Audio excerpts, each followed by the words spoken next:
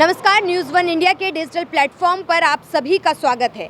इस वक्त भले ही सर्दी धीरे धीरे बढ़ती जा रही हो, लेकिन उत्तर प्रदेश में राजनीतिक गर्मी उसी तरीके से बढ़ती जा रही है, क्योंकि आज 9 विधानसभा की सीटों पर उपचुनाव के लिए वोटिंग हो रही है। ऐसे में सीसामऊ से जिस तरीके की तस्वीर और वीडियो सामने आई, उसके बाद चुनाव आयोग का जो एक्शन देखने को मिला है और उसके बाद भारतीय जनता पार्टी के नेता और कार्यकर्ता धरने पर बैठे हुए हैं। इन तमाम मुद्दों को लेकर बात करने के लिए मेरे साथ मेरे दो सहयोगी हैं। मेरे साथ जूही तोमर है, वहीं आस्था तिवारी है। सबसे पहला सवाल जूही आपसे ही है।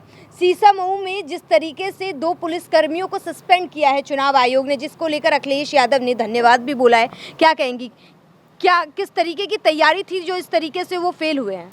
पहली बात तो देखा जाए कामनी, तो तैयारियां जो है पहले से की जाती हैं और बहुत क्योंकि मतदान आपको पता है कि मतदान के वक्त किस तरह के माहौल और किस तरह की देखा जाए स्थिति जो है वो पैदा हो सकती है, तो उसके लिए आपको तैयारी पहले से करनी पड़ती है। लेकिन जिस तरीके से आज सोशल मीडिया में जो हमें तस्वीरें देखने को मिली है और जिस तरीके से पुलिस अधिकारी भी मतदाताओं से जिस तरीके से पेश आ रहे थे, वो भी कहीं ना कहीं देखिए गलत है और इसको लेकर के तुरंत ही एक्शन हुआ।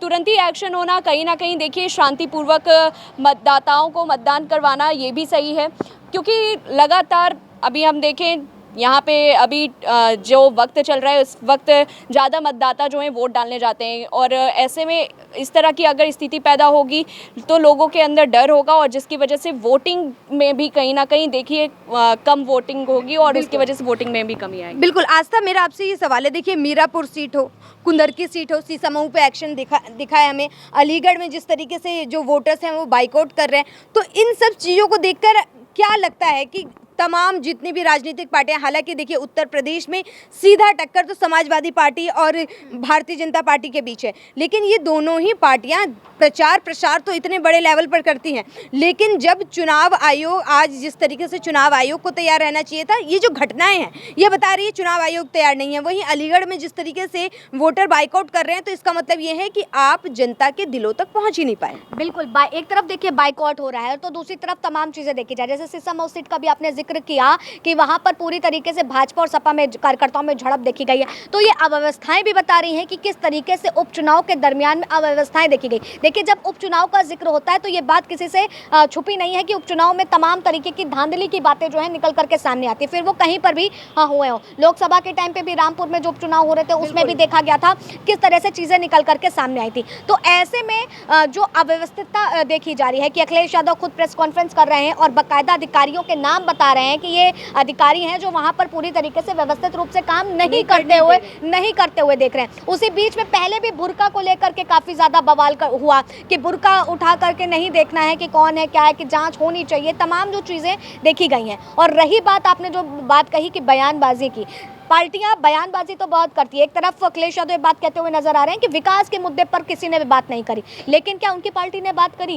किसने बात करी? उन्होंने बात करी। उनका भी तो नारा पीडीए का था। उनकी पूरी अगर प्रेस कॉन्फ्रेंस हम लोगों ने सुनी है और पूरी प्रेस कॉन्फ्रेंस में उन्होंने कहा कि सीसामऊ सीट में जो मुस्लिम इलाका है वहां से मुझे वोट आने हैं, इसलिए वहां पर वोट नहीं पड़ने दिए जा रहे हैं। तो इसका मतलब क्या आपको एक हिंदू वोट नहीं करता है? ये तमाम जो वो बातें कहते हुए नजर आए हैं, तो इससे साफ हो रहा है कि आप प्रेस कॉन्फ्रेंस के दरमियान में एक तरफ जो आरोप लगाते हुए दिख रहे हैं वो किस तरीके का आरोप है कि क्या आपको केवल एक ही समुदाय के लोग वोट कर रहे हैं, तो आप क्या बताना चाह रहे हैं? देखिए, इन सबके बीच सबसे बड़ा सवाल है कि भारतीय जनता पार्टी और समाजवादी पार्टी तमाम आरोप प्रत्यारोप चल रहा है। चुनाव आयोग ने जिस तरीके से तैयारी की वो फेल होती हुई भी दिख रही है हमें ज़मीन पर।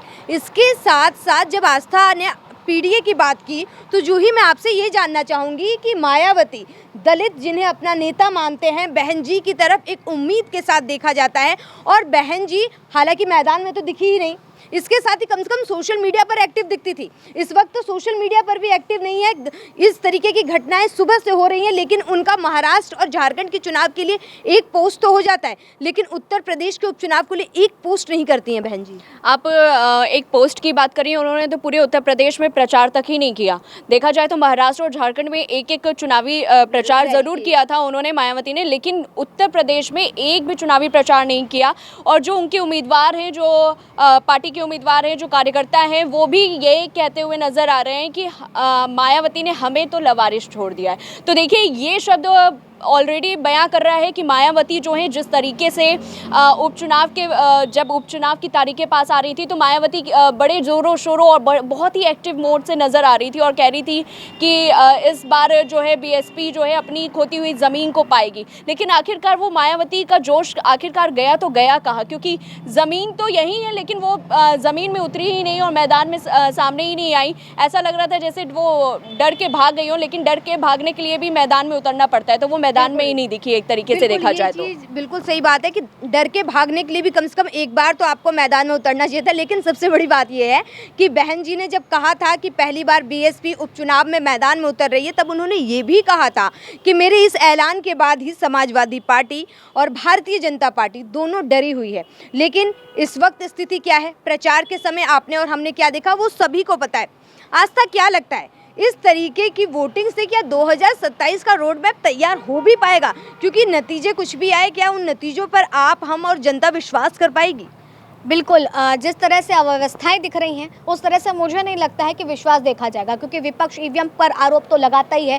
कई जगह देखा गया कि कितनी ईवीएम खराब पाई गई हैं, वो तमाम जो चीज़ें हैं वो देखी गई। हालांकि आपने बात करी रोड मैप की, तो देखिए इस चुनाव को जिस तरह से संदेश भरा चुनाव कहा जा रहा है और कहीं ना कहीं भाजपा हो चाहे समाजवादी पार्टी हो, दोनों की नाक का सवाल था। लेकिन उस बीच में जो उस तरह की बयानबाजी हुई है, देखिए हमें, मुझे जो लगता है मेरे हिसाब से यहाँ पर दो तथ्य निकल करके सामने आते हैं। एक तरफ अव्यवस्थाएं जो हैं वो पूरी तरीके से बता रही हैं कि हम उस पर यकीन नहीं कर सकते हैं कि परिणाम क्या बताएंगे, तो दूसरी तरफ जिस तरह की पार्टियों द्वारा बयानबाजियां की गई, आखिर विकास के मुद्दे पर नहीं, कहीं वोट नहीं मांगा गया, कहीं पर कटोंगे बटोंगे, कहीं पर पीडीए एक है, पीडीए को अलग नहीं किया जा सकता। तो जनता कितनी ज़्यादा भ्रमित है, जनता आखिर किस कैंडिडेट को वोट करे और किस पर विश्वास करे, सबसे बड़ा तो प्रश्न यही है। और रही बात रोड मैप की, तो ये तो तय है कि यहाँ से ये तो पता चल जाएगा कि चाहे वर्तमान की पार्टी हो चाहे विपक्ष हो हमारा, कि आगे उनको किस तरीके के चुनाव प्रचार करने हैं और क्या कुछ करना है। बिल्कुल, देखिए अब ये देखना दिलचस्प होगा 23 तारीख को जब नतीजे आएंगे तो पता चलेगा कि क्या जो इंडिया गठबंधन जो है वो पीडीए के फॉर्मूले के साथ आगे बढ़ेगी या फिर सीएम योगी आदित्यनाथ और भारतीय जनता पार्टी हिंदुत्व के साथ आगे बढ़ेगी, या फिर कौन सी पार्टी और कौन सा गठबंधन अपनी स्ट्रेटेजी को चेंज करता है, ये देखना अपने आप में दिलचस्प होगा। मैं कामनी झा, वीडियो जर्नलिस्ट विनीत के साथ।